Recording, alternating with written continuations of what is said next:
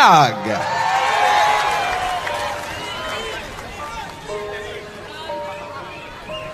Magandang gabi!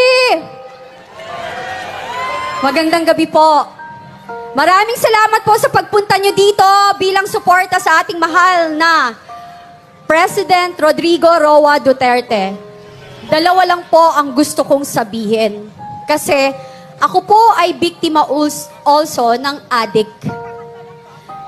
Hindi ko ho maintindihan na kung bakit ang ating mga leader or yung iba, ang pinaglalaban is yung mga kriminal at adik. Bakit ho hindi nila ipaglaban din yung mga katulad kong biktima na mga adik? Hindi ko sinasabing ang pagpatay ay tama. Wala hong ganon.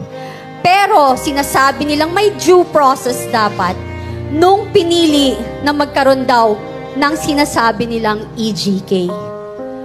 Bakit ho? Yung hubang 2 taon or 5 taon na naghahasa ng isang drug addict, nagkaroon din huba ng due process? Hindi, di ba? Yung ordinaryong mamamayang Pilipino, estudyante, nagagraduate sa kolehiyo, pinatay ng addict, may due process? Wala, di ba? So kaya kayo dyan, kayo, nang sinasabi nyo, you are after for human rights. Tigilan nyo ho kami. Kasi kung human rights, mas binibigyan nyo ng pansin yung mga biktimang bata, kababaihan, at mga biktima ng pinapatay ng mga drug addict at nasirang buhay ng mga drug pusher and dealers. Hindi nanginginig ako kasi pag ikayo, alam nyo, kapag kayo po ay biktima, hindi nyo alam saan nanggagaling yung galit. Kasi hindi ko maintindihan bakit mas binibigyan ng pansin nila ang mga kriminal. Eto po yan. Nung naging addict po kayo, yung pamilya nyo, kamag-anak nyo, choice nila yan.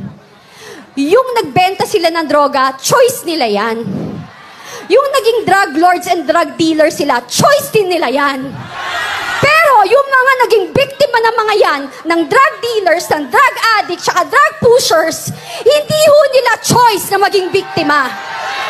So please, tigilan nyo kami. If you want, pag-usapan natin ng human rights, mas ipaglaban nyo ang 2 taong ginahasa, 5 taong ginahasa, lolang ginahasa, ang pinatay na mawalang kamalay-malay, yun ang ipaglaban nyo. Yun ang masakit. Kasi pinaglalaban nyo kriminal. Pinaglalaban nyo mga walang kwenta. I'm sorry, hindi ako sorry, not sorry. Kasi napaka-peke. This is not about human rights.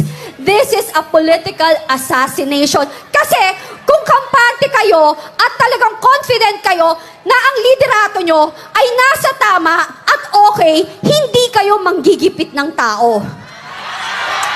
Alam nyo, ang naaayon na mabuting leader ay hindi magkukos ng gulo. Ang leader na talagang ang malasakit sa mamamayang Pilipino ay hindi magbibigay ng pasakit. Yun lang po. Maraming salamat.